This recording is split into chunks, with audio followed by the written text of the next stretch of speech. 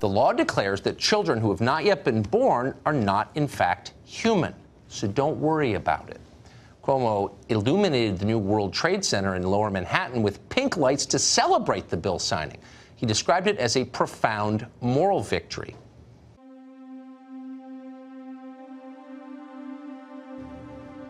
What they think you should do with your body, they want to dictate through the law.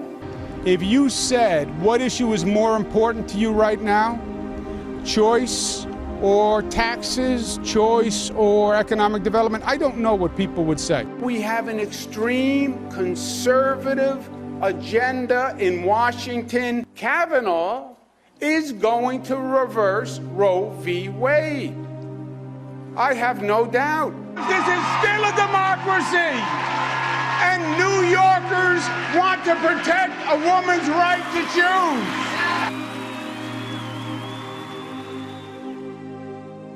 The applause really says it all. Now, the national press didn't spend a lot of time covering this. No matter how much you might like Roe v. Wade, maybe you love it. There's still something pretty ghoulish about celebrating third-term abortion.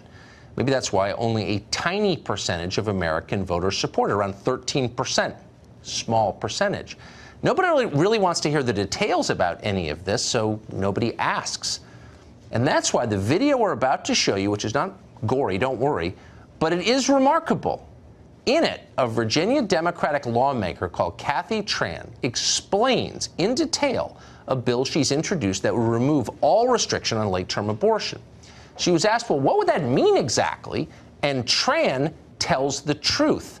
Watch this. Where it's obvious that a woman is about to give birth. She has physical signs that she is about to give a birth.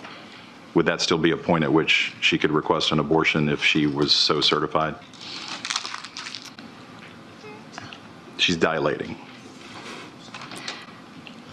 Mr. Chairman, that would be a decision that the doctor, the physician, and the woman would make. I understand that. I'm asking if your bill allows that.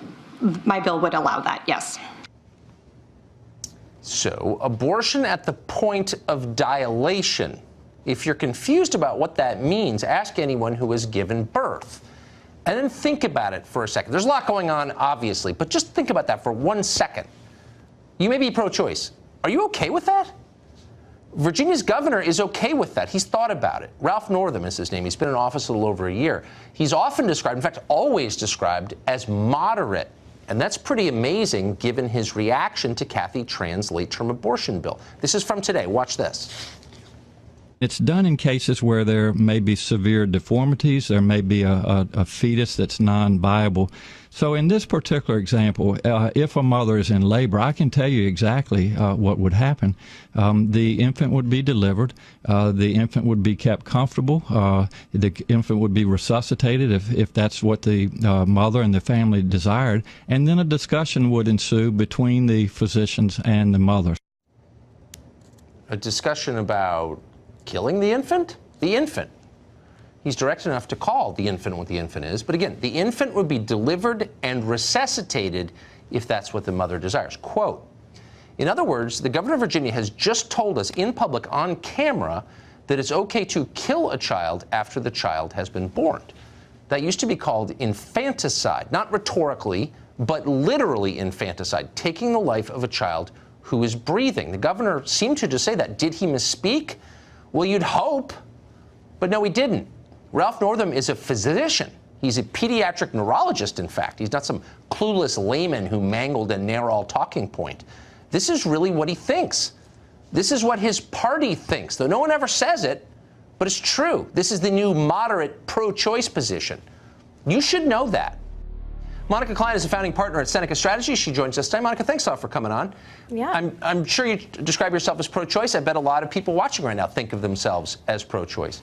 So I'm not attacking you for that. But I wonder what you think of what Dr. Northam, the governor of Virginia, just said, that when a child, he described the child as an infant, is born, there's a point where the mother and the physician can decide whether to kill the infant or not. What do you think of that?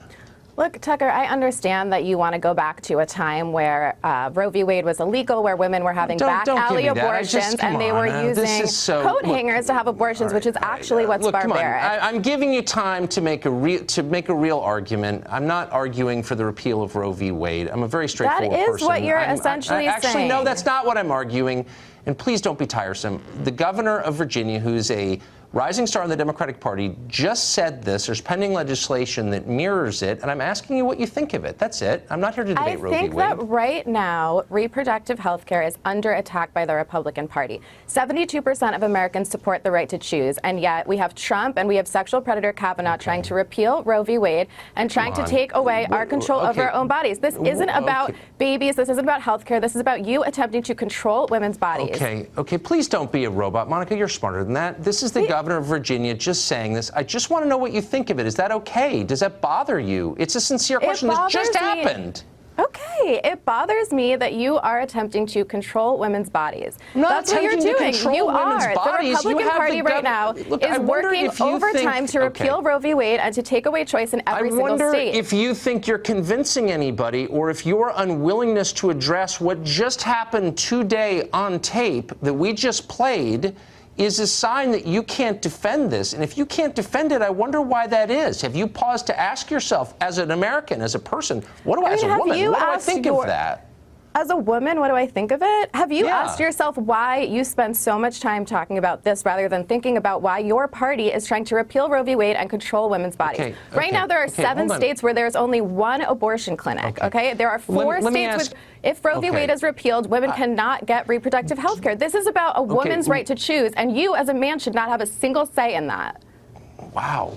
Do you think that you're making a case that most people agree with, that it's okay to abort a child in the 3rd trimester Tucker, for you can keep trying to put words in my mouth and keep trying to say that the Democratic Party is hurting children. But your party is the one that is tearing families apart at the border and allowing children to die in federal custody. So whose party is actually harming children? Wow. Let me just ask you one quick question. I mean, this is obviously a pointless conversation, and I think less of you after, I have to say. But it's an honest question. Have you thought about it?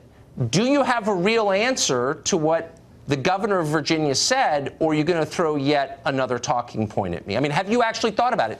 Will you answer that question at all? I have thought about it, and I am telling you that your party is attempting to change the conversation about Roe v. Wade and take control of women's bodies. I'm sorry that as a man, what you're focused on is controlling women's bodies, but we will not allow you to do that. This is a child who's been born. This is not a woman's body. This is an independent person. It just confuses me why you pretend that you have concerns over children when you're completely fine with ICE tearing families apart and children dying in federal custody. Monica, thank you. I appreciate it.